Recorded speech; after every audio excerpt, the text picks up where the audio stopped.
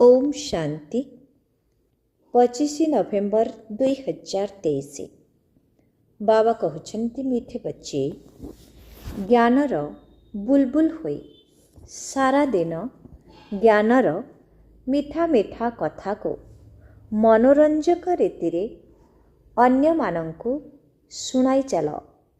तेबे लौकिक एवं पारलौकिक माता पितांकर प्रत्यक्षता करि पारिबो। बाबा कहते मीठे बच्चे ज्ञानर बुलबुल होई सारा दिन ज्ञानर मिठा मिठा कथा को मनोरंजक रीति रे अन्य मानंकु सुनाई चल। तेबे लौकिक एवं पारलौकिक माता पितांकर प्रत्यक्षता करि पारिबो। आजिर प्रश्न कथारे अछि अपने घोट तो नशा चढ़े, अर्थात निजे मंथन कले निशा चढ़िब। एहार भावार्थ कौन? उत्तर निजे मंथन करिबा अर्थात बुद्धि जोग एणे तेणे न लगाई एकमात्र बाबांकु मने पकाइबा।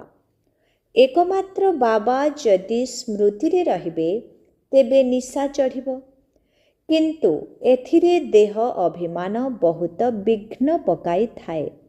जदि टिकिए भी बेमार होई गले तेबे दुखी होई जाउछंती, मित्र संबंधी मने पड़ी जाउछंती, सेथिपाई निशा चढ़ु नाही। तेबे जोगयुक्त स्थिति रे रहिले कष्ट मध्य कम होई जिव। गीत तूने रात गवाई सो के दिवस गवाई खाके। ओम शांति। एही सबु कथा शास्त्र रे मध्य लेखा जाइछे, परस्पर को बुझाउछंती मध्य।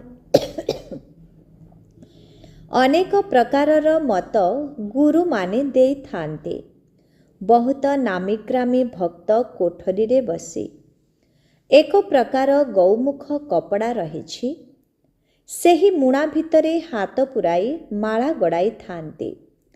एहा मध्य शिखा जाइथिबा फैशन अटे। एबे बाबा कहउछंती ए सब को छाड़, आत्मा को तो बाबा को स्मरण करिबा को हेबो। एथिरे माला स्मरण करिबार कौनसी कथा ही नाही।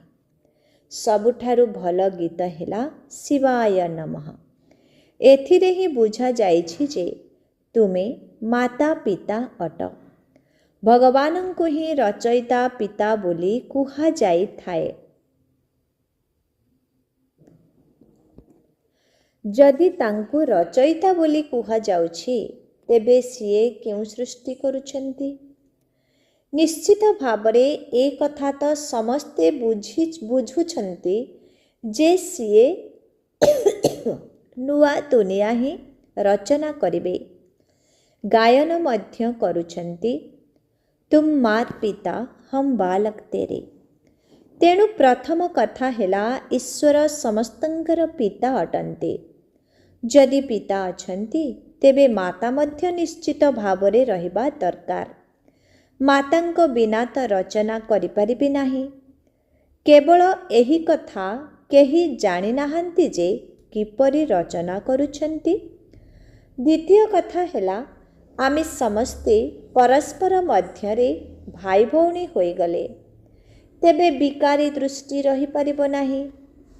समस्तंकर माता पिता जणे अटंती ना। तेणु बुझिबा एवं बुझाइबा पाई एही पॉइंट बहुत सुंदर अटे। तृतीय कथा हेला निश्चित भावरे बाबा ही सृष्टि रचना करिथिबे। आमे तांकर संतान थिलु, एबे पुनः होइछु।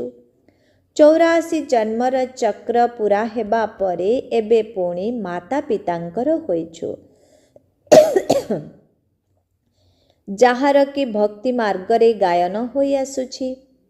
माता पिता सृष्टि रचना करिछन्ते, आमे तांकर संतान होइथाउ। तेणु से निश्चित भावरे आमको असरंती सुख देथिबे। ए कथा केही भी जानि नाहंती जे परमात्मा माता पिता होई थांती, शिक्षक एवं सतगुरु मध्य अटंती। आमे माने ब्रह्मांकर संतान परस्पर भाई भौणी अटो। ବ୍ରହ୍ମା କୁମାର କୁମାରୀ ବୋଲାଉଛ। ଏମାନଙ୍କର ରଚୟିତା ମଧ୍ୟ ସେହି ବାବା ଅଟନ୍ତି। ଆମେ ଅସରନ୍ତି ସୁଖ ପାଇବା ପାଇଁ ମାତା ପିତାଙ୍କ ଠାରୁ ରାଜଯୋଗ ଶିଖୁଛୁ। ଅସରନ୍ତି ସୁଖ ସେତେବେଳେ ମିଳିଥାଏ ଯେତେବେଳେ କି ଦୁଃଖରେ ଥାଆନ୍ତି। ଏପରି ନୁହେଁ କି ଭବିଷ୍ୟତରେ ସୁଖରେ ଥିଲାବେଳେ ଆସି ଶିକ୍ଷା ଦେବେ। ଯେବେ ଆମେ ଦୁଃଖରେ ଥାଉ ସୁଖୀ ହେବା ପାଇଁ ଆମକୁ ଶିକ୍ଷା ମିଳିଥାଏ। ସେହି ମାତା ପିତା ଆସି ଆମକୁ ସୁଖ ଦେଉଛନ୍ତି। ଆଦମ ଏବଂ ଇଭ୍ ତ ପ୍ରସିଦ୍ଧ ଅଟନ୍ତି। ସେମାନେ ମଧ୍ୟ ନିଶ୍ଚିତ ଭାବରେ ଈଶ୍ୱରଙ୍କର ସନ୍ତାନ ଅଟନ୍ତି। ତେବେ ଈଶ୍ୱର ପୁଣି କିଏ? ପିଲାମାନେ ଏକଥା ତ ଜାଣିଛନ୍ତି ଯେ ବାବା ଯେଉଁ ଜ୍ଞାନ ଦେଉଛନ୍ତି ଏହା ସବୁ ଧର୍ମାବଲମ୍ବୀମାନଙ୍କ ପାଇଁ ଉଦ୍ଦିଷ୍ଟ। ସାରା ଦୁନିଆର ଆତ୍ମାମାନଙ୍କର ବୁଦ୍ଧିଯୋଗ ବାବାଙ୍କ ଠାରୁ ତୁଟି ଯାଇଛି। ମାୟାରୂପୀ ଭୂତ ବୁଦ୍ଧିଯୋଗ ଲଗାଇବାକୁ ଦେଉନାହିଁ, ଆହୁରି ବୁଦ୍ଧିଯୋଗ ତୁଟାଇ ଦେଉଛି। ବାବା ଆସି ଆମକୁ ଭୂତ ଉପରେ ବିଜୟ ପ୍ରାପ୍ତ କରାଉଛନ୍ତି। ଆଜିକାଲି ଦୁନିଆରେ ତନ୍ତ୍ର ମନ୍ତ୍ର ମଧ୍ୟ ବହୁତ କରୁଛନ୍ତି। ଏହା ହିଁ ହେଉଛି ଭୂତମାନଙ୍କର ଦୁନିଆ। କାମ ବିକାର ରୂପୀ ଭୂତ ଦ୍ୱାରା ପରସ୍ପରକୁ ଆଦି ମଧ୍ୟ ଅନ୍ତ ଦୁଃଖ ଦେଇଥାନ୍ତି। ପରସ୍ପରକୁ ଦୁଃଖ ଦେବା ଭୂତଙ୍କର କାମ। ସତ୍ୟ ଯୁଗରେ ଏହି ଭୂତ ରହିବ ନାହିଁ। ତେବେ ଏକଥା ମଧ୍ୟ ବୁଝାଯାଇଛି ଯେ ଏହି ଘୋଷ୍ଟ ବା ଭୂତର ନାମ ବାଇବେଲରୁ ଆସିଛି। ରାବଣ ଅର୍ଥାତ୍ ଭୂତ। ଏହା ହେଉଛି ହିଁ ଭୂତମାନଙ୍କର ରାଜ୍ୟ। ସତ୍ୟଯୁଗ ରାମରାଜ୍ୟରେ ଏହି ଭୂତ ରହିବ ନାହିଁ। ସେଠାରେ ଅସରନ୍ତି ସୁଖ ରହିବ। ଓମ୍ ନମଃ ଶିବାୟ ଗୀତଟି ବହୁତ ଭଲ। ଶିବ ହେଉଛନ୍ତି ସମସ୍ତଙ୍କର ମାତା ପିତା। ବ୍ରହ୍ମା ବିଷ୍ଣୁ ଶଙ୍କରଙ୍କୁ ମାତା ପିତା କୁହାଯିବ ନାହିଁ। ଶିବଙ୍କୁ ହିଁ ସମସ୍ତେ ପିତା ବୋଲି କହୁଛନ୍ତି। ଆଦମ ଇଭ୍ ଅର୍ଥାତ୍ ବ୍ରହ୍ମା ସରସ୍ୱତୀ ଏହିଠାରେ ଅଛନ୍ତି। ଖ୍ରୀଷ୍ଟିଆନ ମାନେ ଈଶ୍ୱର ପିତାଙ୍କ ପାଖରେ ପ୍ରାର୍ଥନା କରିଥାନ୍ତି। ଏହି ଭାରତ ମାତା ପିତାଙ୍କର ଗାଁ ଅଟେ। ତାଙ୍କର ଜନ୍ମ ଏହିଠାରେ ହିଁ ହେଉଛି। ତେଣୁ ସେମାନଙ୍କୁ ବୁଝାଇବା ଦରକାର ଯେ ତୁମେ ମାତା ପିତା ବୋଲି ଗାୟନ କରୁଛ, ତେଣୁ ପରସ୍ପର ଭାଇ ଭଉଣୀ ହେଲ ନା। ଶିବ ବାବା ପ୍ରଜାପିତା ବ୍ରହ୍ମାଙ୍କ ଦ୍ୱାରା ରଚନା କରୁଛନ୍ତି। ସେ ତପସ୍ୟା କରୁଛନ୍ତି। ସରସ୍ୱତୀ ମଧ୍ୟ ପୋଷ୍ୟ ହୋଇଛନ୍ତି। ପ୍ରଜାପିତା ବ୍ରହ୍ମା ପୋଷ୍ୟ କରିଛନ୍ତି। ସେଥିପାଇଁ ତ ବ୍ରହ୍ମା କୁମାର କୁମାରୀ ହୋଇଛନ୍ତି। ଶିବ ବାବା ପୋଷ୍ୟ କରାଇ ଚାଲିଛନ୍ତି। ନୂଆ ସୃଷ୍ଟି ବ୍ରହ୍ମାଙ୍କ ଦ୍ୱାରା ହିଁ ରଚନା କରାଯାଇଥାଏ। ବୁଝାଇବା ପାଇଁ ବହୁତ ଯୁକ୍ତି ରହିଛି, କିନ୍ତୁ ସମ୍ପୂର୍ଣ୍ଣ ରୂପେ କେହି ବୁଝାଉ ନାହାନ୍ତି। ବାବା ଅନେକ ଥର ବୁଝାଇଛନ୍ତି। ଏହି ଶିବାୟ ନମଃର ଗୀତ ସବୁଠାରେ ବଜାଅ। ଆମେ କିପରି ମାତା ପିତାଙ୍କର ବାଳକ ଅଟୁ, ସେହି କଥା ବୁଝାଉଛନ୍ତି। ବାବା କହୁଛନ୍ତି ଆମେ କିପରି ମାତା ପିତାଙ୍କର ବାଳକ ଅଟୁ, ସେହି କଥା ବସି ବୁଝାଉଛନ୍ତି। ଶିବ ବାବା ବ୍ରହ୍ମାଙ୍କ ଦ୍ୱାରା ନୂଆ ସୃଷ୍ଟି ସ୍ଥାପନ କରିଥିଲେ। ବର୍ତ୍ତମାନ କଳିଯୁଗର ଅନ୍ତିମ ସମୟ। ବାବା ଆସି ପୁନର୍ବାର ସତ୍ୟଯୁଗର ସ୍ଥାପନା କରୁଛନ୍ତି। ଏହି କଥାକୁ ବୁଦ୍ଧିରେ ଧାରଣା କରିବାକୁ ହେବ। ଏହି ଜ୍ଞାନ ତ ବହୁତ ସହଜ। ମାୟାର ତୋଫାନ ଜ୍ଞାନ ଯୋଗରେ ବସିବାକୁ ଦେଉନାହିଁ। ବୁଦ୍ଧି ବିଚଳିତ ହୋଇଯାଉଛି। ସର୍ବଦା ବୁଝାଇବା ଦରକାର ଯେ ସମସ୍ତଙ୍କର ରଚୟିତା ଭଗବାନ ତ ଜଣେ। ତେଣୁ ସମସ୍ତେ ତାଙ୍କୁ ପିତା ବୋଲି କହିବେ ନା। ସେହି ନିରାକାର ତ ଜନ୍ମ ମରଣ ରହିତ। ବ୍ରହ୍ମା ବିଷ୍ଣୁ ଶଙ୍କରଙ୍କର ସୂକ୍ଷ୍ମ ଶରୀର ରହିଛି। ଏଇଠାରେ ହିଁ ମନୁଷ୍ୟ 84 ଜନ୍ମ ନେଉଛି, ସୂକ୍ଷ୍ମ ଲୋକରେ ତ ନେଉନାହିଁ। ତୁମେ ଜାଣିଛ ଯେ ଆମେ ମାତା ପିତାଙ୍କର ସନ୍ତାନ ଅଟୁ। ଆମେ ବାବାଙ୍କର ନୂଆ ସନ୍ତାନ। ବାବା ଆମକୁ ପୋଷ୍ୟ କରିଛନ୍ତି। ଯଦି ପ୍ରଜାପିତା ବ୍ରହ୍ମା ଅଛନ୍ତି, ତେବେ ତାଙ୍କର କେତେ ପ୍ରଜା ହୋଇଥିବେ? ତେଣୁ ନିଶ୍ଚିତ ଭାବରେ ସିଏ ପୋଷ୍ୟ କରିଥିବେ। ବ୍ରହ୍ମାଙ୍କର ବହୁତ ଭୁଜା ଥିବାର ଦେଖାଉଛନ୍ତି, କିନ୍ତୁ ଏହାର ଅର୍ଥ ତ କିଛି ବି ବୁଝୁନାହାନ୍ତି। ଯାହା କିଛି ବି ଚିତ୍ର ବାହାରିଛି ଅଥବା ଶାସ୍ତ୍ର ରହିଛି, ଏସବୁ ଡ୍ରାମା ଉପରେ ଆଧାରିତ। ବ୍ରହ୍ମାଙ୍କର ଦିନ ଥିଲା, ପୁଣି ଭକ୍ତି ମାର୍ଗ ଆରମ୍ଭ ହେଲା। ତାହା ହିଁ ପ୍ରଚଳିତ ହୋଇଆସୁଛି। ଏହି ରାଜଯୋଗ ବାବା ହିଁ ଆସି ଶିଖାଉଛନ୍ତି। ଏହି କଥା ସ୍ମୃତିରେ ରଖିବା ଦରକାର। କଥାରେ କହିଥାନ୍ତି ନା, ଅପନି ଘୋଟ ତ ନଶା ଚଢ଼େ, ଅର୍ଥାତ୍ ନିଜେ ମନ୍ଥନ କଲେ ନିଶା ଚଢ଼ିଥାଏ। କିନ୍ତୁ ବୁଦ୍ଧି ଯୋଗ ବାବାଙ୍କ ସାଥିରେ ରହିବା ଦରକାର। ଏଠାରେ ତ ଅନେକଙ୍କର ବୁଦ୍ଧି ଯୋଗ ଏଣେ ତେଣେ ଘୁରି ବୁଲୁଛି। ପୁରୁଣା ଦୁନିଆର ମିତ୍ର ସମ୍ବନ୍ଧୀଙ୍କ ସହିତ ଅଥବା ଦେହ ଅଭିମାନରେ ବୁଡ଼ି ରହୁଛନ୍ତି। ଟିକିଏ ଦେହ ଖରାପ ହେଲେ ବିଚଳିତ ହୋଇପଡ଼ୁଛନ୍ତି। ଆରେ, ଯୋଗଯୁକ୍ତ ହୋଇ ନ ରହିଲେ କଷ୍ଟ କମ୍ ହୋଇଯିବ। ଯଦି ଯୋଗ ନ କରିବ, ତେବେ ରୋଗରୁ ମୁକ୍ତ କିପରି ହେବ? ତେଣୁ ବିଚାର କରିବା ଦରକାର। ମାତା ପିତା ଯିଏକି ପ୍ରଥମ ନମ୍ବର ପବିତ୍ର ହୋଇଥାନ୍ତି, ସିଏ ପୁଣି ସବୁଠାରୁ ଅଧିକ ପତିତ ହୋଇଥାନ୍ତି। ତାଙ୍କୁ ତ ବହୁତ କଷ୍ଟ ଭୋଗ କରିବାକୁ ପଡ଼ିବ। କିନ୍ତୁ ଯୋଗଯୁକ୍ତ ହୋଇ ରହିବା ଦ୍ୱାରା ରୋଗ ସବୁ ଦୂର ହୋଇଯାଇଥାଏ। ନଚେତ୍ ତାଙ୍କୁ ତ ସବୁଠାରୁ ଅଧିକ ଭୋଗିବାକୁ ପଡ଼ିବା କଥା। କିନ୍ତୁ ଯୋଗବଳ ଦ୍ୱାରା ଦୁଃଖ ଦୂର ହୋଇଯାଏ ଏବଂ ବହୁତ ଖୁସିରେ ରହିଥାନ୍ତି। ବାବାଙ୍କଠାରୁ ଆମେ ସ୍ୱର୍ଗର ଅସରନ୍ତି ସୁଖ ନେଉଛୁ। ବହୁତ ସନ୍ତାନ ନିଜକୁ ଆତ୍ମା ବୋଲି ଭାବୁନାହାନ୍ତି। ସାରା ଦିନ ଦେହ ପ୍ରତି ହିଁ ଧ୍ୟାନ ଦେଉଛନ୍ତି। ବହୁତ ସନ୍ତାନ ନିଜକୁ ଆତ୍ମା ବୋଲି ଭାବୁନାହାନ୍ତି। ସାରା ଦିନ ଦେହ ପ୍ରତି ହିଁ ଧ୍ୟାନ ଦେଉଛନ୍ତି। ବାବା ଆସି ଜ୍ଞାନକୁ ମନୋରଞ୍ଜକ ଭାବେ ବୁଝାଇବା ଶିଖାଉଛନ୍ତି। ତେଣୁ ତୁମକୁ ଜ୍ଞାନର ବୁଲବୁଲ ହେବାକୁ ପଡ଼ିବ। ବାହାରେ ବହୁତ ଭଲ ଭଲ ଛୋଟ ଛୋଟ କନ୍ୟାମାନେ ଅଛନ୍ତି, ଯେଉଁମାନେ କି ଜ୍ଞାନର ମିଠା ମିଠା କଥା କହିଥାନ୍ତି। ଭୀଷ୍ମ ପିତାମହ ଆଦିଙ୍କୁ ମଧ୍ୟ କୁମାରୀମାନଙ୍କ ଦ୍ୱାରା ଜ୍ଞାନ ଦେଇଥିଲେ। ଛୋଟ ଛୋଟ କନ୍ୟାମାନଙ୍କୁ ଜ୍ଞାନର ପ୍ରଶିକ୍ଷଣ ଦେବା ଉଚିତ। ଛୋଟ ପିଲାମାନେ ଲୌକିକ ପାରଲୌକିକ ମାତା ପିତାଙ୍କର ପ୍ରତ୍ୟକ୍ଷତା କରିଥାନ୍ତି।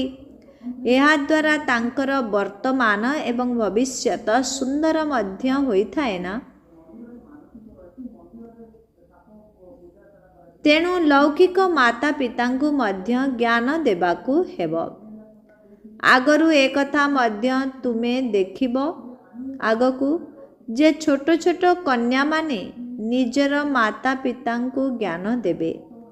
କୁମାରୀମାନଙ୍କୁ ବହୁତ ସମ୍ମାନ ଦିଆଯାଇଥାଏ ନା। କୁମାରୀକୁ ସମସ୍ତେ ପ୍ରଣାମ କରିଥାନ୍ତି। ଏହି ଶିବଶକ୍ତି ସେନାରେ ସବୁ କୁମାରୀମାନେ ହିଁ ଅଛନ୍ତି। ଯଦିଓ ମାତାମାନେ ଅଛନ୍ତି, ସେମାନେ ମଧ୍ୟ କୁମାରୀ ବୋଲାଉଛନ୍ତି ନା। ତେବେ ବର୍ତ୍ତମାନ ବହୁତ ଭଲ ଭଲ କୁମାରୀ ବାହାରିବେ। ଛୋଟ ଛୋଟ କନ୍ୟାମାନେ ହିଁ ବହୁତ ପ୍ରତ୍ୟକ୍ଷତା କରିବେ। କେତେକ ଛୋଟ ଛୋଟ କନ୍ୟା ମଧ୍ୟ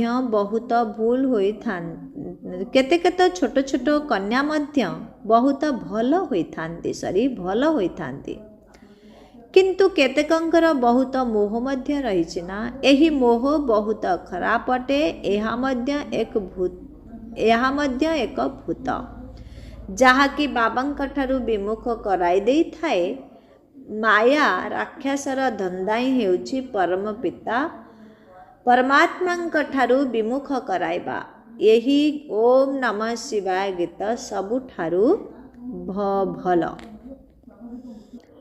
ଆଚ୍ଛା, କିନ୍ତୁ କେତେକଙ୍କର ବହୁତ ମୋହ ମଧ୍ୟ ରହିଛି ନା, ଏହି ମୋହ ବହୁତ ଖରାପ ଅଟେ। ଏହା ମଧ୍ୟ ଏକ ଭୂତ ଯାହାକି ବାବାଙ୍କ ଠାରୁ ବିମୁଖ କରାଇ ଦେଇଥାଏ। ମାୟା ରାକ୍ଷସର ଧନ୍ଦା ହିଁ ହେଉଛି ପରମ ପିତା ପରମାତ୍ମାଙ୍କ ଠାରୁ ବିମୁଖ କରାଇବା। ଏବଂ ଓମ୍ ନମଃ ଶିବାୟ ଗୀତ ଏହି ଓମ୍ ନମଃ ଶିବାୟ ଗୀତ ସବୁଠାରୁ ଭଲ। ଏହିଥିରେ ହିଁ ତୁମେ ମାତା ପିତା ବୋଲି ଅକ୍ଷର ରହିଛି। ପ୍ରାୟତଃ ରାଧାକୃଷ୍ଣଙ୍କର ମନ୍ଦିରରେ ଯୁଗଳ ରୂପ ଦେଖାଇଥାନ୍ତି। ଗୀତାରେ ଶ୍ରୀକୃଷ୍ଣଙ୍କ ସହିତ ରାଧାଙ୍କର ନାମ ହିଁ ନାହିଁ। କୃଷ୍ଣଙ୍କର ମହିମା ଅଲଗା, ସର୍ବଗୁଣ ସମ୍ପନ୍ନ ଷୋଳକଳା ସମ୍ପୂର୍ଣ୍ଣ। ଶିବଙ୍କର ମହିମା ଅଲଗା। ଶିବଙ୍କର ଆରତି କରିବା ସମୟରେ କେତେକ ମହିମା ଗାୟନ କରିଥାନ୍ତି, କିନ୍ତୁ ଏହାର ଅର୍ଥ କିଛି ବି ଜାଣିନାହାନ୍ତି। ପୂଜା କରି କରି ଥକିଗଲେଣି। ତୁମେମାନେ ଜାଣିଛ ମମ୍ମା ବାବା ଏବଂ ଆମେ ବ୍ରାହ୍ମଣମାନେ ସବୁଠାରୁ ଅଧିକ ପୂଜା କରିଛୁ। ଏବେ ପୁଣି ଆସି ବ୍ରାହ୍ମଣ ହୋଇଛୁ। ଏଥିରେ ମଧ୍ୟ କ୍ରମାନୁସାରେ ଅଛନ୍ତି। କର୍ମ ଭୋଗ ତ ନିଶ୍ଚିତ ଭାବରେ ଭୋଗିବାକୁ ପଡ଼ିବ, କିନ୍ତୁ ଏହାକୁ ଯୋଗ ଦ୍ୱାରା ଚୁକ୍ତ କରିବାକୁ ହେବ। ଦେହ ଅଭିମାନ ଛାଡ଼ିବାକୁ ହେବ। ବାବାଙ୍କୁ ସ୍ମରଣ କରି କରି ବହୁତ ଖୁସିରେ ରହିବାକୁ ହେବ। ଆମକୁ ମାତା ପିତାଙ୍କ ଠାରୁ ଅସରନ୍ତି ସୁଖ ମିଳୁଛି। ଏହି ବ୍ରହ୍ମା ମଧ୍ୟ କହୁଛନ୍ତି ନା, ବାବାଙ୍କ ଠାରୁ ମୋତେ ସମ୍ପତ୍ତି ମିଳୁଛି। ବାବା ମୋର ରଥ ବା ଶରୀର ଧାର ନେଇଛନ୍ତି, ତେଣୁ ବାବା ଏହି ରଥର ଧ୍ୟାନ ତ ରଖିବେ ନା। ପୂର୍ବରୁ ଭାବୁଥିଲି ମୁଁ ଆତ୍ମା ଏହି ରଥକୁ ଖୁଆଉଛି, ଏହା ମଧ୍ୟ ରଥ ଅଟେ ନା। ଏବେ କହିବା ଯେ ଏହାକୁ ମଧ୍ୟ ସିଏ ହିଁ ଖୁଆଉଛନ୍ତି। ଏହି ରଥର ଦାୟିତ୍ୱ ନେବାକୁ ହେବ। ଘୋଡ଼ା ଉପରେ ସାହେବମାନେ ସବାର ହୁଅନ୍ତି, ସେଥିପାଇଁ ସେମାନେ ନିଜ ହାତରେ ତାକୁ ଖୁଆଇଥାନ୍ତି। କେବେ କେବେ ପିଠିକୁ ମଧ୍ୟ ଆଉଁସି ଦେଇଥାନ୍ତି, ବହୁତ ଯତ୍ନ ନେଇଥାନ୍ତି, କାହିଁକି ନା ତା ଉପରେ ସବାରି କରିଥାନ୍ତି। ତେଣୁ ଯେହେତୁ ଶିବ ବାବା ବ୍ରହ୍ମାଙ୍କର ଶରୀରରେ ସବାରି କରୁଛନ୍ତି, ତେବେ କ'ଣ ତାଙ୍କର ଯତ୍ନ ନେଉନଥିବେ? ବାବା ଯେତେବେଳେ ସ୍ନାନ କରିଥାନ୍ତି, ସେତେବେଳେ ଭାବନ୍ତି ମୁଁ ବି ସ୍ନାନ କରୁଛି। ଶିବ ବାବାଙ୍କୁ ମଧ୍ୟ ସ୍ନାନ କରାଇବାକୁ ହେବ। ଶିବ ବାବାଙ୍କୁ ମଧ୍ୟ ସ୍ନାନ କରାଇବାକୁ ହେବ, କାହିଁକି ନା ସିଏ ମଧ୍ୟ ଏହି ଶରୀରର ଆଧାର ନେଇଛନ୍ତି। ସେହିପରି ଶିବ ବାବା କହୁଛନ୍ତି ମୁଁ ମଧ୍ୟ ତୁମ ଶରୀରକୁ ସ୍ନାନ କରାଉଛି, ଖୁଆଉଛି। ମୁଁ ଖାଉନାହିଁ, ଶରୀରକୁ ଖୁଆଉଛି। ବାବା ଖୁଆଉଛନ୍ତି, ନିଜେ ଖାଉନାହାନ୍ତି। ତେବେ ସ୍ନାନ କରିବା ସମୟରେ, ବୁଲିବା ସମୟରେ ଏହିଭଳି ଭିନ୍ନ ଭିନ୍ନ ପ୍ରକାରର ବିଚାର ଚାଲିଥାଏ। ଏହା ତ ଅନୁଭବର କଥା ନା। ବାବା ନିଜେ କହୁଛନ୍ତି ମୁଁ ୟାଙ୍କର ବହୁତ ଜନ୍ମର ଅନ୍ତିମ ଜନ୍ମରେ ପ୍ରବେଶ କରୁଛି। ଇଏ ନିଜର ଜନ୍ମକୁ ଜାଣିନାହାନ୍ତି, ମୁଁ ଜାଣିଛି। ତୁମେ କହୁଛ ବାବା ପୁଣି ଆସି ଆମକୁ ଜ୍ଞାନ ଦେଉଛନ୍ତି। ଆମକୁ ସ୍ୱର୍ଗର ସମ୍ପତ୍ତି ନେବାକୁ ହେବ। ସତ୍ୟ ଯୁଗରେ ତ ରାଜା ପ୍ରଜା ଆଦି ସମସ୍ତେ ରହିବେ। ତେଣୁ ବାବାଙ୍କ ଠାରୁ ପୁରା ସମ୍ପତ୍ତି ନେବାର ପୁରୁଷାର୍ଥ କରିବାକୁ ହେବ।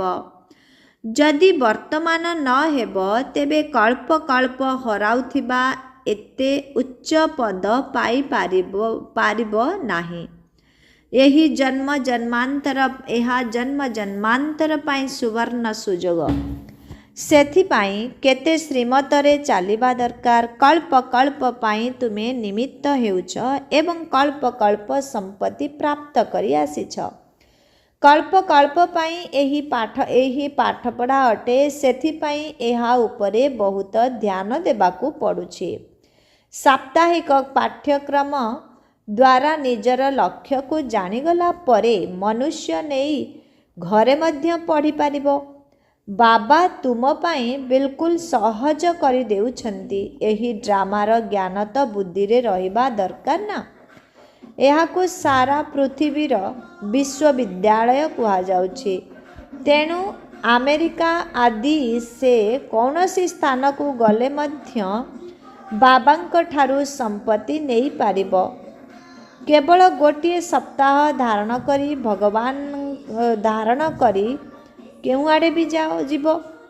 ଯେହେତୁ ତୁମେ ଭଗବାନଙ୍କର ସନ୍ତାନ, ତେଣୁ ଭାଇ ଭଉଣୀ ହେଲ ନା। ବ୍ରହ୍ମା ହିଁ ପ୍ରଜାପିତା ଅଟନ୍ତି।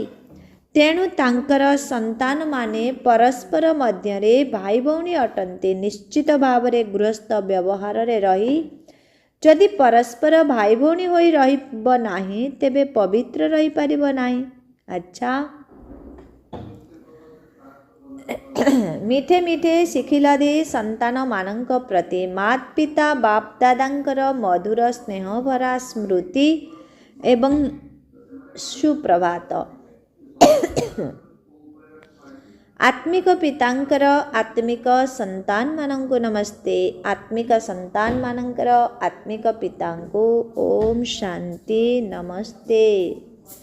ଧାରଣା ପାଇଁ ମୁଖ୍ୟ ସାର 1 ନମ୍ବର, ନିଜକୁ ମାୟା ରୂପୀ ଭୂତଠାରୁ ସୁରକ୍ଷିତ ରଖିବା ପାଇଁ ଜ୍ଞାନ ଯୋଗରେ ତତ୍ପର ହୋଇ ରହିବାକୁ ହେବ। ମୋହ ରୂପୀ ଭୂତକୁ ତ୍ୟାଗ କରି ବାବାଙ୍କର ପ୍ରତ୍ୟକ୍ଷତା କରାଇବାକୁ ହେବ। ଜ୍ଞାନକୁ ମନୋରଞ୍ଜକ ଭାବେ ବୁଝାଇବାକୁ ହେବ।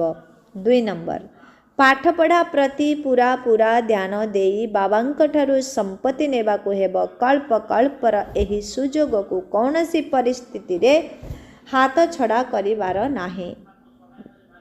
ଆଜିର ବରଦାନ, ସମୟ ଅନୁସାରେ ରୂପ ବସନ୍ତ ଅର୍ଥାତ୍ ଜ୍ଞାନୀ ବା ଯୋଗୀ ଆତ୍ମା ହେଉଥିବା ସ୍ୱଶାସକ ହୁଅ। ଯେଉଁମାନେ ସ୍ୱଶାସକ ଅଟନ୍ତି, ସେମାନେ ଯେତେବେଳେ ଚାହିଁବେ ରୂପ ହୋଇଯିବ। ଯେଉଁମାନେ ସ୍ୱଶାସକ ଅଟନ୍ତି, ସେମାନେ ଯେତେବେଳେ ଚାହିଁବେ ରୂପ ହୋଇଯିବେ, ପୁଣି ଯେତେବେଳେ ଚାହିଁବେ ବସନ୍ତ ହୋଇଯିବେ। ଯେକୌଣସି ସ୍ଥିତିରେ ଗୋଟିଏ ସେକେଣ୍ଡ ଭିତରେ ସ୍ଥିତ ହୋଇପାରିବେ ନାହିଁ। ଏମିତି ନୁହେଁ ଯେ ରୂପ ଅର୍ଥାତ୍ ଯୋଗୀ ହେବାକୁ ଚାହୁଁଥିବେ, କିନ୍ତୁ ଜ୍ଞାନର କଥା ସବୁ ମନେ ପଡ଼ୁଥିବ। ତେଣୁ ଗୋଟିଏ ସେକେଣ୍ଡ ଠାରୁ ମଧ୍ୟ କମ୍ ସମୟ ଭିତରେ ଫୁଲ୍ ଷ୍ଟପ୍ ଅର୍ଥାତ୍ ବିନ୍ଦୁ ଲଗାଇ ପାରୁଥିବ। ଶକ୍ତିଶାଳୀ ବ୍ରେକରର କାମ ହେଲା ଯେଉଁଠି ଲଗାଇବାକୁ ଚାହିଁବ ସେହିଠାରେ ହିଁ ଲାଗିବ। ସେଥିପାଇଁ ଅଭ୍ୟାସ କର ଯେ ଯେଉଁ ସମୟରେ ଯେଉଁ ବିଧିରେ ଯେଉଁଠି ମନବୁଦ୍ଧିକୁ ଲଗାଇବା ପାଇଁ ଚାହିଁବ ସେହିଠାରେ ଲାଗିପାରୁଥିବ। ଏହିଭଳି ନିୟନ୍ତ୍ରଣ କରିବାର ଏବଂ ଶାସନ କରିବାର ଶକ୍ତି ରହିବା ଉଚିତ। ଆଜିର ସ୍ଲୋଗାନ, ଶାନ୍ତି ଦୂତ ତାଙ୍କୁ କୁହାଯିବ ଯେଉଁମାନେ ଝଡ଼ ସୃଷ୍ଟି କରୁଥିବା ବ୍ୟକ୍ତିକୁ ମଧ୍ୟ ଶାନ୍ତିର ଉପହାର ଦେଇପାରୁଥିଲେ। ବାବା କହୁଛନ୍ତି, ଶାନ୍ତି ଦୂତ ତାଙ୍କୁ କୁହାଯିବ ଯେଉଁମାନେ ଝଡ଼ ସୃଷ୍ଟି କରୁଥିବା ବ୍ୟକ୍ତିକୁ ମଧ୍ୟ ଶାନ୍ତିର ଉପହାର ଦେଇପାରୁଥିବେ। ଓମ୍ ଶାନ୍ତି। ମାତେଶ୍ୱରୀ ଜୀଙ୍କର ମଧୁର ମହାବାକ୍ୟ, ପରମାତ୍ମାଙ୍କଠାରୁ ମନୁଷ୍ୟ ଆତ୍ମାମାନେ ମାଗିବା ଏବଂ ପ୍ରାପ୍ତି। तुम मात पिता हम बालक तेरे, तुम्हारी कृपा से सुख घने रे, अर्थात तुम्हें माता पिता आमे तुमर संतान। तुमर कृपारू असरंती सुख प्राप्त हेउछे। वर्तमान यही महिमा काहा पाई गायन हेउछे? निश्चित परमात्मांक पाई गायन रहिछि। कारण परमात्मा निजे माता पिता रूपरे आसी यही सृष्टि को अपार सुख देउछन्ते। परमात्मा निश्चित भावे केतेबेले सुखर सृष्टि तैयारी करिथिली। सेथिपाई तो तांकु माता पिता बोली डाकुछन्ति। परंतु मनुष्य मानंकु जଣା नाही जे सुख जिनिसटा कौन। जेतेबेले एही सृष्टि रे अपार सुखरे थिले, सेतेबेले सृष्टि रे शांति थिला। କିନ୍ତୁ ଏବେ ତାହା ନାହିଁ। ବର୍ତ୍ତମାନ ପ୍ରତ୍ୟେକ ମନୁଷ୍ୟମାନଙ୍କର ଅବଶ୍ୟ ଏହି ଆଶା ରହୁଛି ଯେ ସୁଖ ଆମର ଦରକାର। କେହି ଧନ ପଦାର୍ଥ ମାଗୁଛନ୍ତି, କେହି ସନ୍ତାନ ମାଗୁଛନ୍ତି, କେହି ତ ଏପରି ମାଗୁଛନ୍ତି ଯେ ମୁଁ ପତିବ୍ରତା ନାରୀ ହେବି, ସଦା ସଧବା ରହିବି। ସୁଖର ଇଚ୍ଛା ତ ରହୁଛି ନା।